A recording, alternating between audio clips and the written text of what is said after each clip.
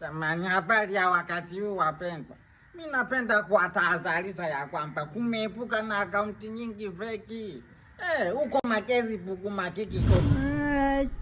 Siji mabibi. Mzee tulia kwanza. Sio Facebook wala sio TikTok. Ni TikTok na Facebook. Jamani, kumeibuka na matapeli wengi wanaotumia usika wa Mzee Likoma na wanatumia usika huo kutapeli watu. Bwana, mimi akaunti zangu hazijawahi kuomba mtu hela. Ukiona umeomba hela jua umepigwa. Ndio, na TikTok ana 1,000,000, Facebook ana 200K na Instagram ana 70K. Epukeni matapeli wamekuwa wengi sana.